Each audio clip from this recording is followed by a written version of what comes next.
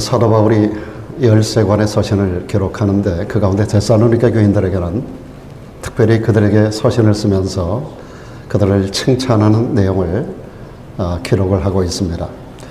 그들을 칭찬하는 내용 가운데 보면 이런 말을 합니다. 그 칭찬하는 이유에 대하여 너의 믿음의 역사와 사랑의 수고와 우리 주 예수 그리스도에 대한 소망의 인내가 너희들에게 있었기 때문이라고 하는 믿음의 역사와 사랑의 수고와 소망의 인내가 너희들에게 충만하다라고 하는 것을 생각하며 사도 바울이 데살로니가 교회 교인들을 칭찬하는 그런 서신의 앞부분의 내용을 볼 수가 있습니다. 이 말씀에서 지적하고 있는 것처럼 신앙생활이라고 하는 것은 믿음, 소망, 사랑 세 가지 단어로 요약할 수가 있습니다.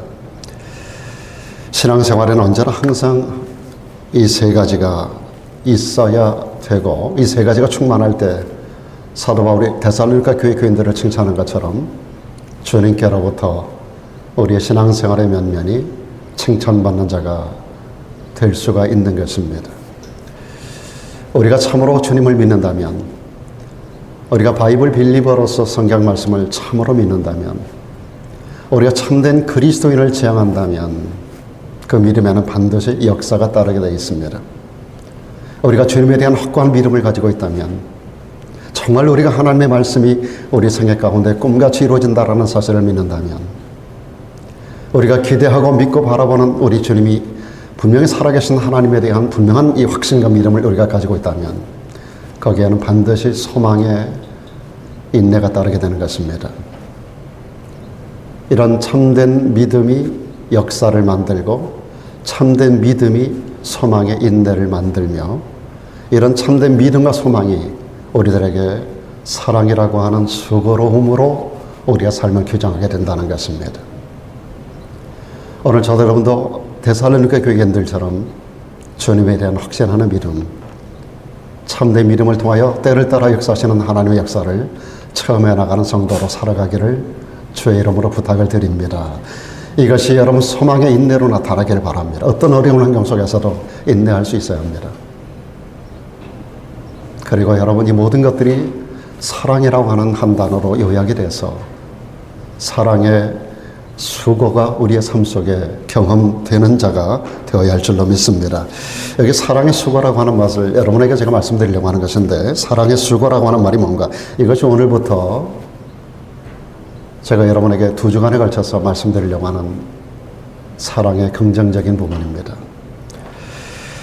사랑의 적극적인 특성이라고도 하고 사랑의 긍정적인 부분이라고도 말씀드릴 수 있는데 우리가 지난 2시간에 걸쳐서 사랑의 소극적인 특성, 소극적이라고 하는 것은 무엇이 아니다라고 하는 것입니다. 사랑은 이게 아니야. 사랑은 이렇게 하는 게 아니야. 사랑은 이런 것이 아니야. 이런 것을 여러분에게 8가지로 말씀을 드렸습니다.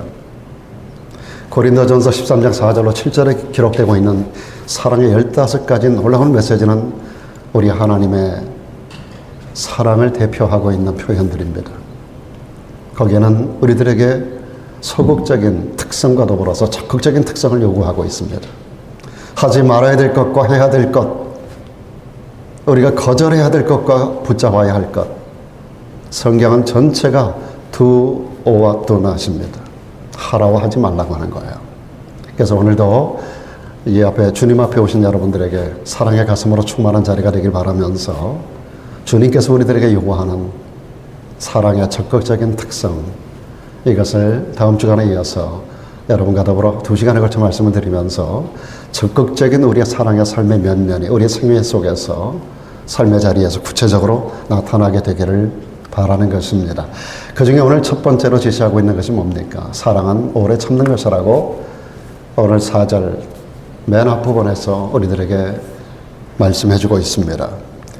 일반적으로 우리가 오래 참는다라고 말하는 것은 단순히 화가 나는데 화를 오래 참는 것, 우리 안에서 마음이 우리가 무엇인가에 대하여 화가 나고 그리고 미움이 생기고 그런데도 화를 오래 참아내는 것, 미움을 그런 가운데 믿지만 오래 참아내는 것, 혹은 기한을 정해놓고 그때까지 내가 좀 고생이 되더라도 손해도 좀 보더라도 기다려주는 것, 뭐 이런 정도로 우리가 오래 참는다는 개념을 이야기하기가 쉽습니다. 그런데 여러분, 우리 성경에서 말씀하고 있는 오래 참는다라고 하는 단어의 개념은 이런 일반적인 우리가 오래 참고 인내한다라고 하는 개념을 훨씬 뛰어넘는 그런 깊은 의미를 가지고 있습니다. 여기 오래 참는다라고 하는 단어가 마크로두메이라고 하는 단어를 기록하고 있습니다. 이 마크로두메이라고 하는 것은 희생한다는 의미에서 나온 단어입니다.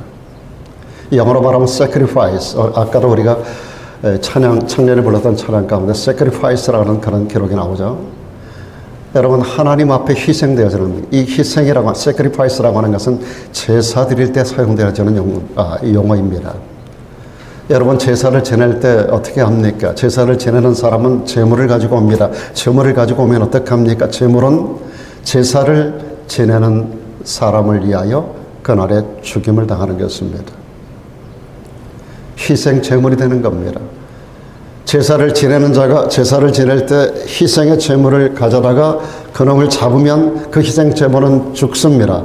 자, 죄는 내가 지었는데 희생 제물을 가져다가 잡아 죽이면 그 제물의 의로움이 나에게 들어오고 나의 죄가 그 제물에게로 들어간다라는 겁니다. 대속의 원리를 이야기하고 있는 것입니다. 그러니까 사랑은 나를 희생함으로 해서 상대를 살리는 것이다라고 하는 의미를 가지고 있는 것이 사랑이 오래 참는다라고 하는 개념을 말씀해주고 있습니다. 이것이 바로 예수 그리스도의 속죄 원리를 표현하고 있는 겁니다. 성경 로마서는 우리들에게 이런 말씀을 합니다. 우리가 아직 죄인 되었을 때 성경은 모든 사람이 죄를 범하였음에 하나님의 영광에 이르지 못하는 존재라고 선언합니다. 그런 모든 사람을 사도 바울은 로마서 5장 8절에서 우리가 아직 죄인 되었을 때라고 하는 표현을 하고 있습니다. 태어나는 사람들은 존재 자체가 죄인으로 태어나는데 로마서 3장 23절의 말씀을 5장 8절에 와서 아직 죄인 되었을 때라고 하는 모든 사람은 어떤 기준, 한계선 이전에는 전부 다 죄인이라고 하는 사실을 말씀해 주고 있는 것입니다. 모든 사람이 죄인으로 났다. 아직 죄인 되었을 때라고 하는 것은 어떤 기준이 있어요. 그 기준 이전에는 모두가 죄인이라는 겁니다. 그런데 그 기준점에 누가 서 계신가 하면 예수 그리스도가 서 계신다는 거예요. 그분이 어떤 일을 하셨는가? 우리 죄를 위하여 죽어주셨다. 모든 사람이 죄 가운데 납니다. 모든 사람이 죄로 말미암아 사망 가운데 이를 수밖에 없는 존재로 태어납니다. 아직 죄인 되었을 때 예수 그리스도와의 만남 이전에 주님이 땅에 오시기 전에 주님이 땅에서 행하신 그 일 이전에 아직까지 모든 인류는 죄인입니다. 앞으로 태어날 모든 사람들도 예수 그리스도 이전에 모든 삶은 아직 죄인으로 살아가는 모습입니다. 아직 죄인 되었을 때의 중요한 사실은 그 경계선상에 예수 그리스도가 서 계십니다. 그분이 나를 위하여, 우리를 위하여, 인류를 위하여 죽어주셨다는 겁니다. 그러므로 말미암아 하나님께서 우리에게 대한 당신의 사랑을 확증해 주셨다. 우리는 God is love라고 말합니다. 하나님의 사랑이라고 말할 때 하나님의 사랑이 예수 그리스도를 통하여 이 땅에 나타난 것, 이것을 우리는 아가페라고 말합니다. 성경 전체가 무엇을 얘기하는가? 성경은 1189장에 이르는 방대한 분량 66권 약 1600년의 어간에 통하여 기록된 하나님의 말씀인데 이 모든 방대한 분량의 모든 메시지가 말하고 있는 단 한 가지의 문장, 하나님의 사랑이 우리에게 나타나셨다라고 하는 이것이 성경의 메인 메시지고 그것을 풀어내는 그것과 관련된 스토리의 전개가 성경 전체 내용으로 장식되고 있는 것입니다. 하나님은 사랑입니다. God is love. 그 하나님의 사랑이 우리 가운데 나타나신 거예요. 그 하나님의 사랑이 우리 가운데 나타나신 것이 바로 예수 그리스도예요. 주님 이전에 모든 사람은 아직 죄인 되어 있을 때의 모습입니다. 예수를 만나기 전에 세상 모든 인류는 앞으로 오는 사람들까지도 아직 죄인 되어 있을 때 사람들입니다. 그런데 예수 그리스도가 오신 이후 그리고 그리스도와의 컨택, 그리스도께서 우리를 위하여 하신 일, 우리를 위하여 희생되신 구속의 대속의 놀라운 사건, 이 사건과 우리가 만나게 될 때 그 현장에서 우리는 새로운 사람으로 새롭게 태어나는 본 어게인의 역사를 체험하게 되는 줄로 믿습니다. 우리가 아직 죄인 되었을 때 그리스도께서 우리를 위하여 죽으심으로 그 하나님께서 우리에게 대한 자기의 사랑을 확증하셨느니라. 죄인 된 우리 인생들을 살리기 위해서 죄 없으신 예수님께서 우리 대신 화목제물, 희생제물, 그러니까 아까 말씀드렸던 sacrifice, 제물로서의 우리 주님께서 희생의 역사를 이루셨다라고 하는 것입니다. 여러분, 이스라엘 백성들이 출애굽하는 역사를 생각해 보세요. 출애굽 직전에 어떤 사건이 이루어지나요? 아비벌 13일 저녁에 그 양을 잡습니다. 14일 날 양을 잡아요. 그리고 나서 이 양을 죽이고 피를 발라서 문설주 문인방에 바르게 되면 그날 밤에 죽음을 넘기는 놀라운 역사를 체험하게 됩니다. 이것이 바로 패스오버 하는 거예요. 유월하는 거예요. 이것이 유월절의 시작입니다. 속죄양 대신 예수 그리스도의 대속의 죽으심이 없었다면 우리는 구원에 이를 수 없고요. 누구도 새로운 생명을 얻을 수가 없는 것입니다. 그러므로 사랑이라고 하는 것은 내가 희생되고 누구를 살리는 것을 사랑이라고 말하는 겁니다. 이게 아가페의 변형된 모습으로 사랑은 오래 참는다는 개념입니다. 그냥 기다려주는 거, 오래 참는 거, 화가 나는데, 내 속에 분이 일어나는데 그냥 참아주는 거, 일정한 시간을 정해놓고 그때까지 기다려주는 것이 우리가 생각하는 오래 참음이라면, 이것은 인내라는 단어로 요약되지만 성경에서 말하는 오래 참음의 개념은 거기서 한 걸음 더 뛰어나서 한 걸음 더 의미가 애드가 되어서 내가 희생되는 겁니다.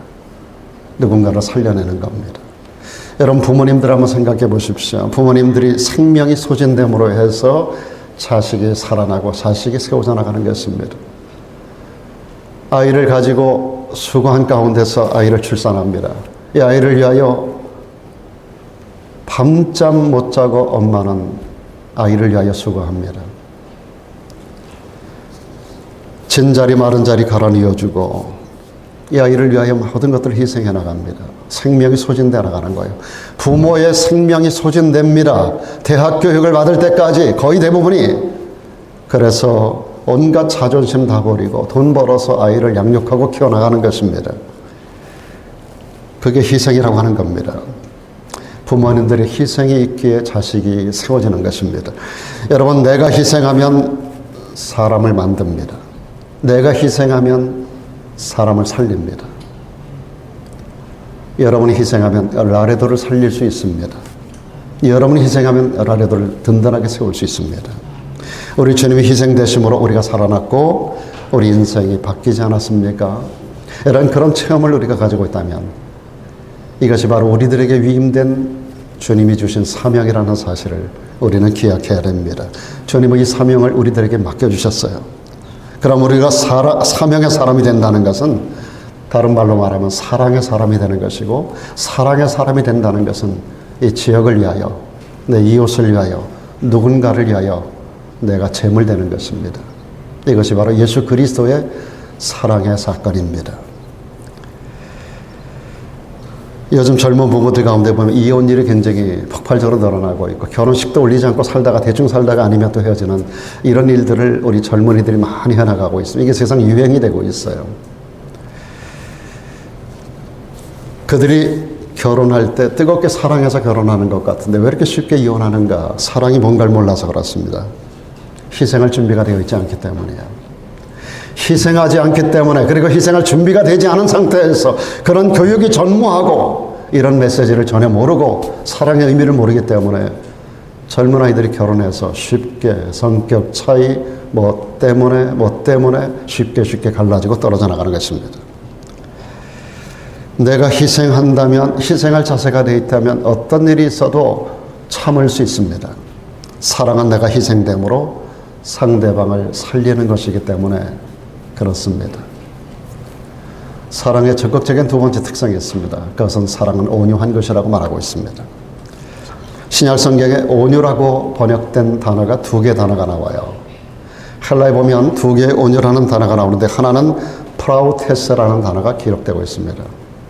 프라우테스라는 것은 주인을 위해서 잘 길들여진 그런 동물을 표현할 때 프라우테스라는 말을 씁니다.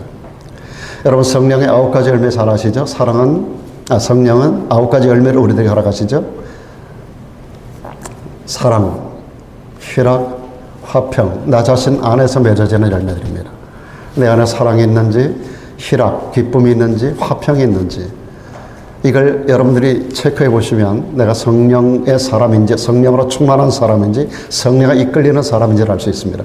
성령의 열매가 내 안에 맺히는 것이 사랑, 희락, 화평이에요. 그리고 대인관계에 있어 상대를 향하여 오래 참습니다. 자비합니다. 선량합니다. 양선합니다. 그뿐 아니라 하나님을 대하여 충성합니다. 절제합니다. 그리고 한 가지가 온유함입니다. 충성과 온유와 절제.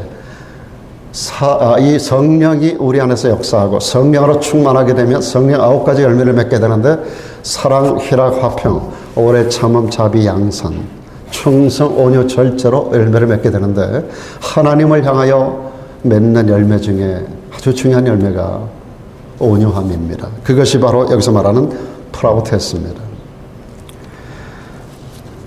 여러분 사도 바울이라고 하는 사람이 성경의 가장 위대한 성자와 같이 다뤄지고 있는데 사도 바울이 원래 그런 사람이 아니에요. 사도 바울은 굉장히 야성에 충만했던 사람이에요. 굉장히 과격한 청년이었었어요. 그가 주님을 만나기 전에 그는 야생마와 같이 달렸던 사람이에요. 아주 폭주하는 기관차였었어요. 그러던 그가 다마스커스로 올라가다가 예수 그리스도를 만나요. 여러분 대다수가 찾아오신 예수 그리스도를 만나신 것처럼 어느 현장 가운데 주님이 일터에서 삶의 현장에서 어떤 자리에서 주님이 찾아오시는데 이 사울이라고 하는 청년에게는 다마스커스 도상에서 주님께서 빛으로 찾아오셨어요. 주님을 만나 엎드러집니다. 그동안에 저희가 알았던 예수가 누군가를 정확하게 알아요. 그러고 나서 그의 삶이 180도 뒤집어져요. 가는 길이 돌아섭니다.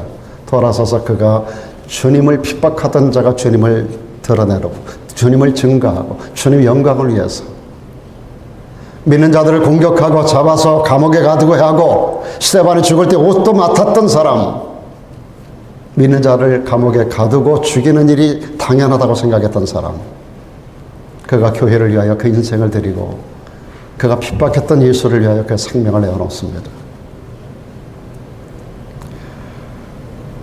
사랑하는 여러분, 청년 사울이 하나님을 믿고 나서 그 성품이 변화가 된 거예요. 주인이 누군가에 따라서 인생이 달라집니다. 여러분의 주인이 예수 그리스도가 되기를 주 이름으로 축원합니다. 여러분, 아까 말씀드렸던 프라우테스라는 것은 야생마를 잡아다가 조련사가 잘 훈련시키면 이것이 주인의 쓰기에 합당한 말이 되는 거예요. 이게 준마가 되는 거예요.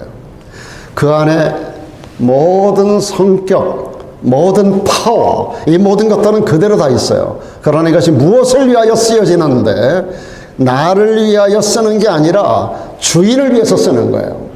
여러분 예수 믿기 전에는 내 힘이, 내 지혜가, 내 능력이, 내 노력이 나를 위하여 썼어요. 근데 예수를 만나고 나면 주인이 바뀌는 거예요. 여러분 예수 믿는다는 것은 주인이 바뀌어지는 거예요. 내가 주인이었던 사람이 예수로 바뀌는 게 신앙생활이에요. 주인이 바뀌면 내가 주인이었을 때 나를 위해서 모든 것이 쓰여지는 거예요. 주인이 예수로 바뀌면 이제로부터 내 모든 역량이, 내가 할 수 있는 모든 능력이 주님을 위해서 쓰여지는 거예요. 이것이 프라우테스라는 것입니다. 이게 온유함이에요. 온열에 축 늘어진 어떤 존재와 같이 이렇게 축 늘어지는 게 온유함이 아닙니다. 매갈이 하나도 없이 축 늘어지는 게 온유함이 아니라 힘은 그대로 내장되어 있으나 능력은 그대로 있으나 이것이 무엇을 위하여 쓰여지는지 나를 위해 쓰여졌던 그 파워가, 모든 능력이, 지혜가, 권세가, 모든 물질이, 내 모든 것들이 바뀌어진 주인 예수 그리스도를 위하여 쓰여지는 것, 이것이 프라우테스예요. 사랑하는 여러분, 그런 온유함이 있기를 주 이름으로 축원합니다. 그것이 하나님을 향하여 맺는 성령의 열매 중에 하나인 것입니다. 그런데 여러분, 온유라고 하는 또 하나의 단어가 신약 성경에 기록되어 있습니다. 오늘 본문에서 나타나고 있는 온유의 개념이 바로 이 두 번째 온유라고 하는 단어가 사용되고 있습니다. 크레스테 우에타이라는 또 하나의 단어입니다. 사랑은 온유한 것입니다. 이 온유가 크레스테 우에타이라는 단어로 기록되어 있어요. 이게 친절하다는 의미를 가지고 있는 것입니다. 성경 전체에서 이 단어가 딱 한 번 기록되어 있습니다. 딱 한 번 기록됐다는 것은 그만큼 중요하다라고 하는 거예요. 그만큼 귀한 의미를 가지고 있는 것입니다. 그래서 친절하다는 이 단어가 두 가지의 깊은 미닝을 가지고 있습니다. 하나는 도움을 준다는 미닝이 있습니다. 도움을 준다. 사랑은 누군가에게 도움을 주는 겁니다.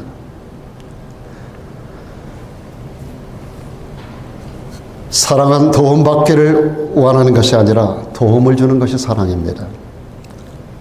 그래서 누구든지 사랑을 하게 되면 그 마음이 부자가 되는 거예요. 내가 사랑해서 주고 싶은 마음만 있으면 못 줄 게 없습니다. 뭐든지 줘요. 저는 제 자식을 사랑하기 때문에 뭐든지 줄 수 있어요.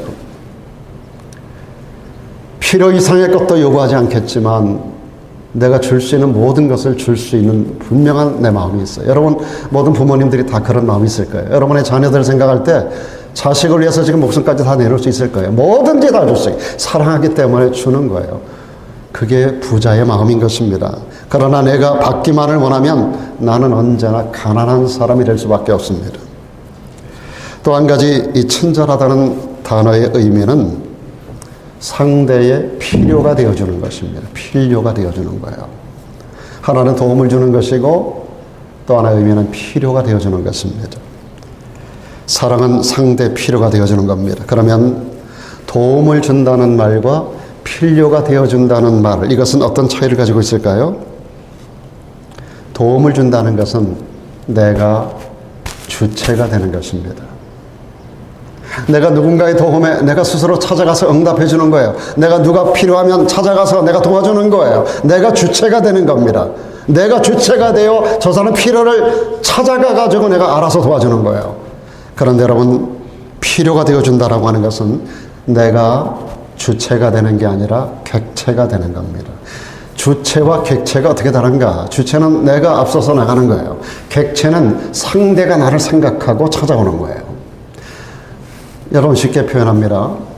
내 주변에 어떤 사람이 굉장히 뭔가가 필요해요. 굉장히 궁색해요. 굉장히 어려움을 당하고 있어요. 누군가의 도움이 필요해요. 근데 그의 마음속에 딱 떠오르는 나를 도와줄 사람이 바로 이 사람이 되어야 된다는 거예요. 이게 객체가 된다는 거예요.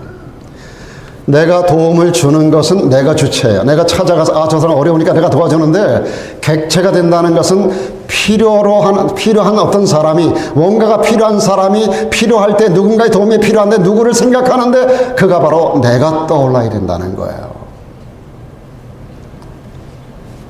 이해가 되십니까, 여러분? 이게 주체와 객체 차이입니다. 여러분 세상 사면서 또 이 땅을 살아가면서 아는 분들이 굉장히 많죠. 여러분 주변에 많은 친구들이 있을 거예요.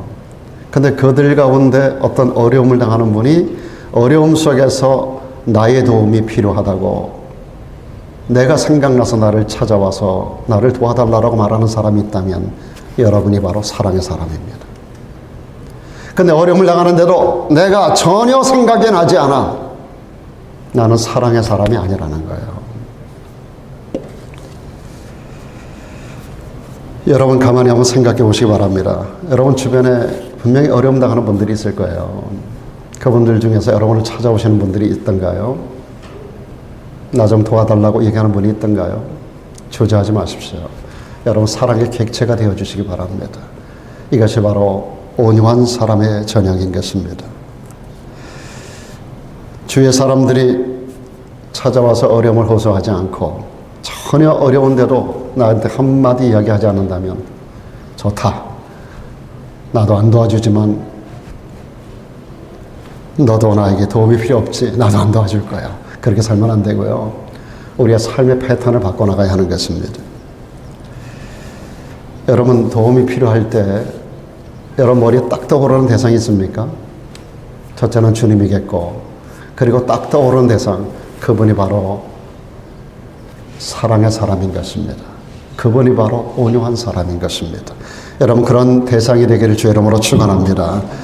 이어서 6절 말씀을 건너뛰어서 보면 사랑은 진리와 함께 기뻐한다라고 말하고 있습니다. 여기 중요한 단어가 함께라는 단어입니다. 함께. 신앙인이라면 누구든지 진리를 기뻐합니다. 여러분, 진리 되신 예수 그리스도를 기뻐하시는 줄 믿습니다. 여러분, 성경의 말씀이 진리입니다. 아멘. 진리를 기뻐하시죠? 하나님의 뜻대로 사는 것이 진리입니다. 하나님의 방법이 진리입니다. 하나님의 정의가 진리입니다. 우리 예수 믿는 사람들은 누구를 막론하고 진리를 기뻐합니다. 그런데 여러분, 사랑은 한 걸음 더 나가서 진리와 함께 기뻐하는 겁니다. 진리와 함께. 여러분, 하나님의 사랑을 우리가 아가페 사랑이라고 늘 말하고 있는데, 이 아가페라고 하는 것은 문자적인 의미 중에 하나가 그 상대, 그 대상 자체를 기뻐하는 것이라는 뜻입니다. 내 상대를 내가 기뻐하는 거예요. 내 자식을 사랑한다는 게 뭡니까? 내 자식을 기뻐한다는 거예요.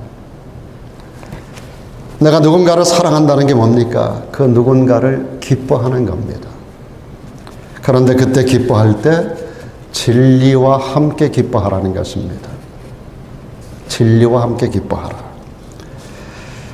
내가 진리와 함께 상대방을 기뻐하지 않으면 그 사람 자체가 아니라 그 사람이 가지고 있는 것을 사랑하게 됩니다. 진리와 함께 기뻐하는 사람은 그 사람 자체가 기뻐지고, 진리와 함께 기뻐하지 않는 그냥 상대를 기뻐만 하는 사람은 그 사람이 가진 조건, 가진 소유, 그 사람의 어떤 인간적인 외모, 인간적인 스펙, 인간적인 조건을 기뻐하는 거예요. 이해가 되시나요? 예를 들어보겠습니다. 결혼할 때 잘못된 사랑을 하는 경우 내 아내나 내 남편이 가지고 오는 것을 더 사랑하게 되는 것입니다. 그래서 혼수예물이 문제가 되는 거예요. 사람 자체를 기뻐하는 게 아니라 그가 가지고 오는 무언가를 기뻐하는 거예요. 왜 혼수예물 때문에 초기 신혼부부가 트러블이 생기고 양가가 문제가 생깁니까?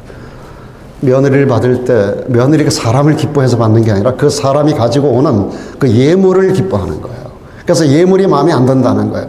그래서 양가가 트러블이 생겨요. 그리고 이게 평생 마음에 남아 있어요. 뭣도 안 해온 녀석이, 뭣도 안 해온 녀석이, 뭣도 안 해온 놈이, 뭣도 안 해보는 집이, 이것 때문에 평생, 이게 사랑이 아니기 때문에 그래요. 정말 사랑한다면 몸만 와라가 되는 거예요. 몸만 와라. 사람 자체를 기뻐하는 것이 사랑이에요. 그 사람이 가진 조건을 기뻐하는 게 아니고, 가진 어떤 재산을 기뻐하는 게 아니라, 그 인간적인 외모나 인간적인 어떤 스펙을 기뻐하는 게 아니라 그 사람 자체를 기뻐하는 것, 이것이 진리와 함께 기뻐하는 것이라고 하는 것입니다. 여러분, 살다 보면 자녀들이 성장해 나가고 자녀들이 세상 가운데 이제 성공적인 삶을 살아가는데, 그런데 여러분, 너무 일찍부터 이상한 변칙적인 방법으로 아이들이 잘 되는 경우가 있어요. 나이는 20대밖에 안 되는데 한 달에 뭐 수백만 불을 벌어온다든지 뭐 이런 특별한 경우가 있을 수 있어요. 그런데 여러분, 자식이 무조건 잘 되는 거, 그거 좋아하면 안 됩니다. 무조건 잘 되는 것 같은 모습을 기뻐하시면 안 됩니다. 그 아이가 그렇게 많은 것을 어떤 짧은 시간, 단기간 안에 벌어왔다라고 하면, 소유를 가지게 된다라고 하면, 어떤 위치에 올라가게 된다라고 하면, 그것이 과연 어떻게 해서 그것이 소유가 되고 그런 위치에 올라갈 수 있는가를 물어야 돼요. 가지고 오는 돈만을 기뻐하는 게 아니라 그 자식이 어떤 방법으로 이 돈을 벌었는가에 대한 질문을 해야 된다는 거예요, 아이에게. 이게 진리와 함께 기뻐하는 사람의 태도인 것입니다. 무조건 많이 벌어다 주니까 이 자식 잘했어, 너 잘하는구나, 이게 아니라 이것이 어떻게 해서 벌어오는 돈인지, 우리가 세상을 살아가면서 돈 버는 방법이 여러 가지가 있지 않습니까? 정상적으로 진리 안에서 우리가 정상적인 삶을 통해서 벌어가는 그런 재산의 축적이 있고, 비정상적인 방법, 진리 밖에서 우리가 부정적인 방법으로 돈을 벌 수도 있잖아요. 우리 자식들이 어떤 일이 잘 될 때 잘 되는 것만을 바라보면서 기뻐하면 안 된다는 거예요. 어떤 방법을 통해서 잘 되고 있고 어떤 삶의 내용을 가지고 그런 위치에 올라서고 있는가를 부모는 면밀히 볼 수 있어야 된다는 거예요. 돈을 어떻게 벌어오는지 상관없이 무조건 돈만 많이 벌어오면 돼, 이건 아니에요. 부모가 진리와 함께 기뻐하는 분이라면 갑자기 잘 되는 자식을 보고 근심해야 됩니다. 얘가 부정한 방법으로 잘 된 거 아닌가? 부정한 방법으로 돈 벌어오는 거 아닌가? 근심해야 돼요. 근심해야 돼요. 이게 사랑입니다. 그리고 아이들에게 너 이렇게 살면 안 된다고 말해줄 수 있어야 돼요. 너 이게 어떤 방법으로 벌어온 돈인가에 대한 질문을 할 수 있어야 돼요. 오늘 여러분에게 제가 짧은 시간 동안 아마 제가 설교한 것 가운데 가장 짧게 끝나지 않을까 하는 생각도 드는데, 이렇게 모든 관계성 안에서 우리가 어떤 일을 만날 때 진리와 함께 기뻐하는 것이 온전한 사랑을 이루어나가는 방법이라고 하는 것까지 오늘 3가지를 여러분에게 말씀을 드리고, 다음 주에 4가지를 더 말씀드리면서 전체 사랑의 15가지 내용들을 우리가 함께 정리하기를 바랍니다. 오늘 3가지 사랑의 긍정적인, 적극적인 특성에 대하여 말씀을 드렸습니다. 사랑은 오래 참는 것이다. 사랑은 온유한 것이다. 사랑은 진리와 함께 기뻐하는 것이다. 오늘 저도 여러분도 오래 참는 성도, 온유한 성도, 상대를 기뻐하되 진리 안에서 진리와 함께 기뻐하는 성도로서의 사랑의 삶을 이뤄나갈 수 있게 되기를 주의 이름으로 부탁합니다.